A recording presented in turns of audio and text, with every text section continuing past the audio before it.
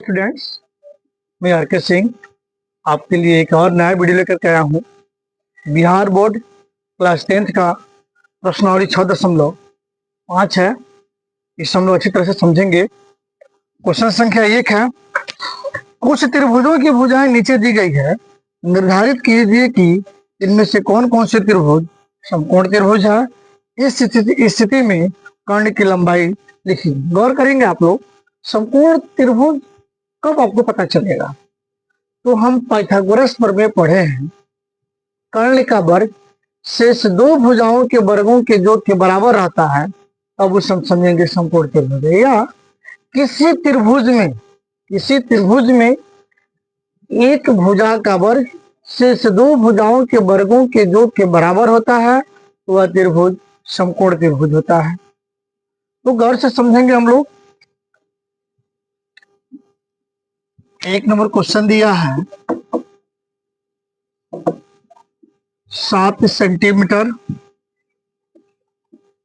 24 centimetre और 25 centimetre.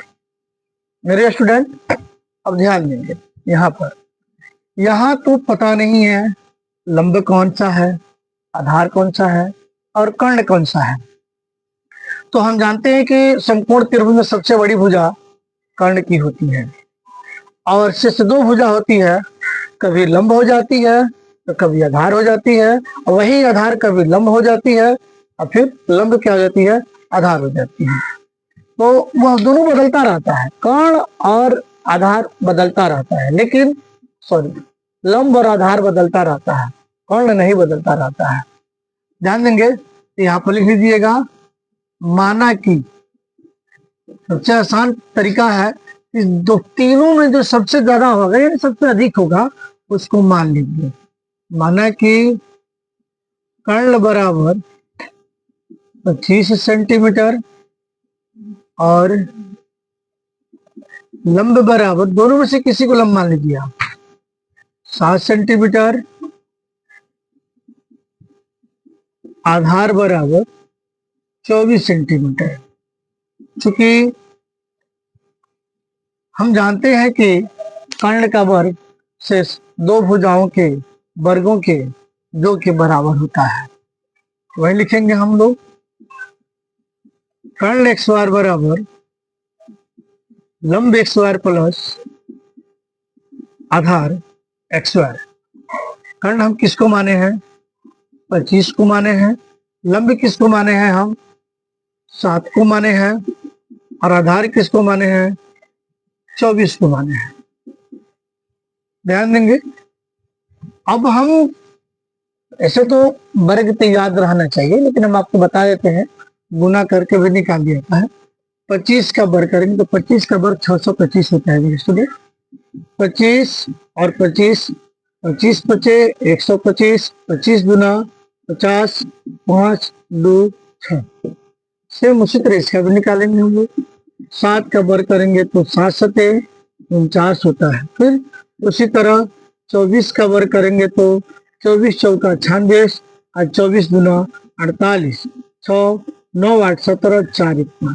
ये student इस होता है। ऐसे तो इसको 8 क्लास में याद करा दिया जाता है। याद रहेगा तो अति उत्तम रहेगा। जितना समय आप गुना करने में लगाएंगे उतना समय में आप बहुत कम समय में इसको लिख लीजिए। 25 के वर्ग करेंगे तो आ जाएगा मेरा 625। 7 के वर्ग करेंगे तो 49 आ जाएगा। 24 के वर्ग करेंगे तो 576 आ जाएगा। जोड़ेंगे 625 इक्वल 9 6 15, 7 4 11 1 12, 5 6। मेरे स्टूडेंट गौर से ध्यान देंगे। जब ये RHS जिसको कहा जाता है हिंदी में हम लोग इसको LHS हिंदी में इसको हम लोग बाह्य पक्ष कहते हैं, और इसको RHS जिसको हम लोग दायां पक्ष कहते हैं। दोनों तरफ ये बराबर आ जाएगा। ये समकोण त्रिभुज के भुजाएं 7 सेंटीमीटर, 24 सेंटीमीटर और 25 सेंटीमीटर हैं। अगर ये बराबर नहीं आएगा तो ये समकोण त्रिभुज की भुजाएं नहीं है। अर्थात जब बराबर आ जाता है इन तीनों भुजाओं से समकोण त्रिभुज बनना संभव है। अगर बराबर नहीं आएगा इन भुजाओं से समकोण त्रिभुज का भुजा बनना संभव नहीं है। यहाँ पर लिख देंगे हाँ 7 सेंटीमीटर 24 सेंटीमीटर और 25 सेंटीमीटर से समकोण त्रिभुज बनना संभव है।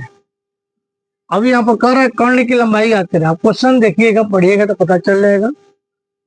अतः कर्ण बराबर 25 सेंटीमीटर, आंसर गौर से समझेंगे आप लोग।